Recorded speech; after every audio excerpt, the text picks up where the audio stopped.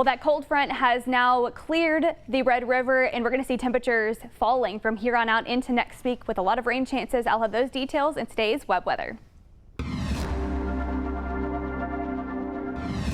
Well, here's a look at that cold front right now. As of 4:30 this afternoon, it has cleared most of the Red River. 72, though, is still holding on in Idabel. 73 in Broken Bow. That's expected to change and go down here in the next several minutes or so, next half hour. 47 right now in Sulphur, 51 now in Ardmore. Very different from when we started out this morning, at least here in Sherman, where we were able to warm up into the upper 70s, close to 80 degrees this afternoon. It's now 57 degrees in Sherman. I think we hit maybe the low 60s, upper 50s for folks to the north. We didn't really have as much time for you guys up in Ada and Centrahoma and Pauls Valley before that cold front came crashing down this morning at about 9-10 o'clock is when it started moving into our area. But now we are kind of on the downhill side of that. We're going to start to see temperatures much cooler going into tomorrow and going into next week. But we're also chasing records today. 1 o'clock observed temperature was about 78 degrees here in Sherman. The record is 80. That was set back in 1969.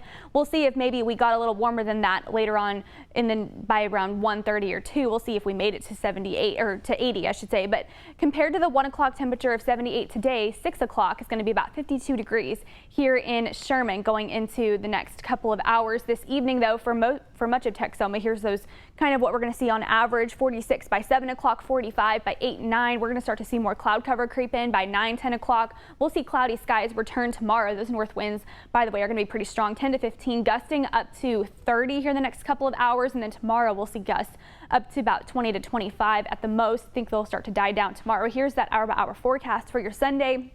Mostly cloudy skies, and then we're going to see cloudy skies in the evening. I think maybe we can see intermittent sunshine, but I think most of the day will be mostly cloudy, starting out the day in the upper 30s, 45 by lunchtime, and then upper 40s by the afternoon into evening, with that 20% chance of showers for southeastern Oklahoma. So let's look at the wind chills going into this next week. This week, we're looking at morning temperatures in the 20s, 30s, and north winds around 10 to 20 miles per hour. Afternoons are going to be in the 30s and 40s, so much different than what we saw today. Here's the future wind chills. By Monday morning, we'll be in the upper 30s. By Monday afternoon, still in the upper 30s, low 40s for the wind chills. And then Tuesday, we start to see a little bit gustier winds from the north, 10 to 15.